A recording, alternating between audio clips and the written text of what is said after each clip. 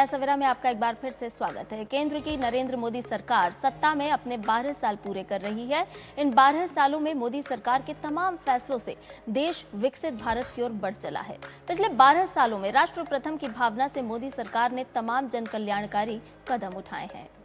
मोदी सरकार के 12 वर्षों के कामकाज पर डीडी न्यूज़ पर एक विशेष सीरीज हम चला रहे हैं और आपको दिखा रहे हैं कि कैसे इन सालों में सरकार के बड़े फैसलों से तमाम क्षेत्रों में बदलाव आया है। तो आइए देखते हैं हमारी खास सीरीज विकसित भारत की ओर बढ़ते कदम।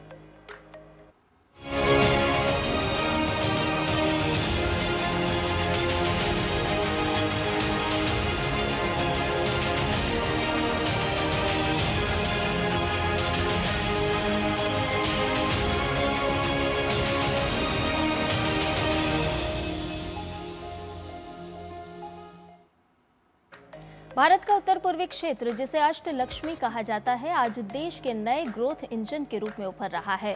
कभी भौगोलिक विषमताओं और कनेक्टिविटी की कमी से जूझने वाला ये क्षेत्र अब एक्ट ईस्ट पॉलिसी के तहत दक्षिण पूर्व एशिया का मुख्य प्रवेश द्वार बन चुका है। इंफ्रास्ट्रक्चर का बूस्ट, उड़ान योजना की ऊंची छलांग और प्राकृतिक खेती की महक कैसे बदल रही है पूर्वोत्तर की तस्वीर, आइए देखते हैं हमारी इस स्पेशल रिपोर्ट।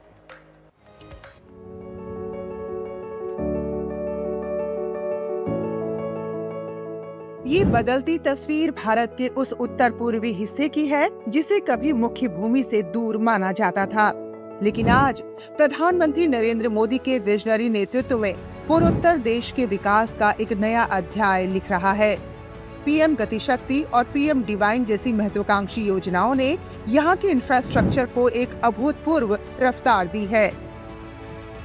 साल 2014 में जहां इस क्षेत्र में राष्ट्रीय राजमार्गों की लंबाई महज 10,905 किलोमीटर थी, वहीं आज ये बढ़कर 16,207 किलोमीटर से ज्यादा हो चुकी है।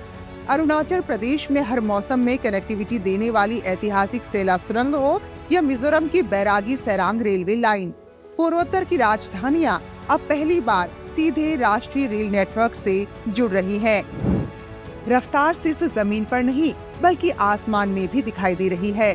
क्षेत्रीय हवाई कनेक्टिविटी योजना यानी उड़ान ने पूर्वोत्तर में पर्यटन और व्यापार का चेहरा पूरी तरह से बदल दिया है। साल 2014 तक पूरे पूर्वोत्तर में केवल 9 चालू हवाई अड्डे थे, जिनकी संख्या आज बढ़कर 17 हो गई है। सिक्किम का पाकयोंग और अरुणाचल का होलोंगी ग्रीनफील्ड एयरपोर्ट इसका जीता जागता उदाहरण है।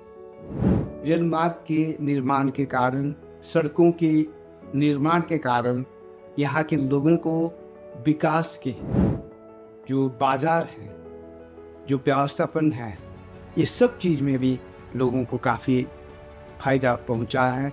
मोदी सरकार के 12 वर्षों के दरमियान हुई विकास व तरक्की के कारण लोगों को खुद को दिल्ली से जोड़ने, राष्ट्र के अन्य राज्यों प्रांतों से जुड़ने के लिए एक मौका उपलब्ध हुई है। इंफ्रास्ट्रक्चर के साथ साथ पूर्वोत्तर भारत का ग्रीन हब बनकर भी उभर रहा है।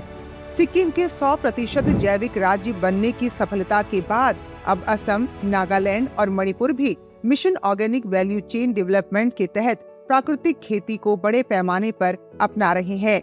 यहाँ के रसायनों से मुक्त अदरक, हल्दी और कीवी जैसे उत्पादों की मांग विदेशों में भी लगातार बढ़ती जा रही है, जिससे स्थानीय किसानों की आय में अच्छी खासी वृद्धि हो रही है। काफ़ी अच्छा काम किया है। मेनली सड़कों का उन्नति किया है, जिसके कारण से आसाम का डेवलपमेंट हो रहा है। गुवाहाटी भी बहुत डेवलप हो गया हम लोगों का। ब्रिज, नए ब्रिज बन रहा है। अभी एयरपोर्ट हमारा नज़दीक है, पहले से बहुत बेहतर, बहुत ही अच्छा हुआ है। पूर्वोत्तर में हो रहा बदलाव यही नहीं थमता। डिजिटल कनेक्टिविटी के जरिए हजारों ग्राम पंचायतें हाई स्पीड इंटरनेट से जुड़ चुकी है और वहीं असम की जागीरोड में टाटा इलेक्ट्रॉनिक्स का 27,000 करोड़ रुपए की लागत से सेमीकंडक्टर प्लांट इस बात का सबूत है कि पूर्वोत्तर अब आधुनिक मैन्युफैक्चरिंग का भी बड़ा केंद्र बन रहा है।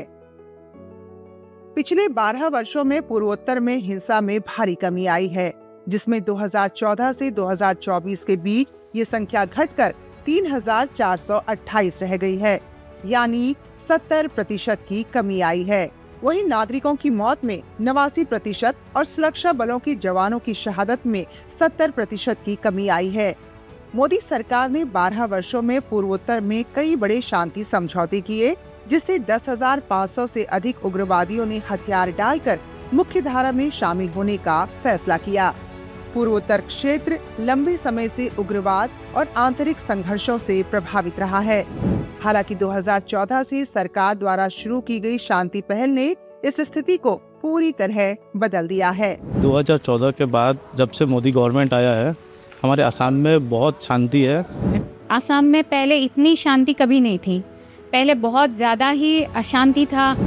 निश्चित रूप से पूर्वोत्तर की ये बदलती तस्वीर इस बात का प्रमाण है कि सही नीति और दृढ़ इच्छा शक्ति से भौगोलिक दूरियों को भी विकास के अवसरों में बदला जा सकता है, जो अष्टलक्ष्मी का ये कायाकल्प नए भारत के सामर्थ्य को प्रदर्शित कर रहा है।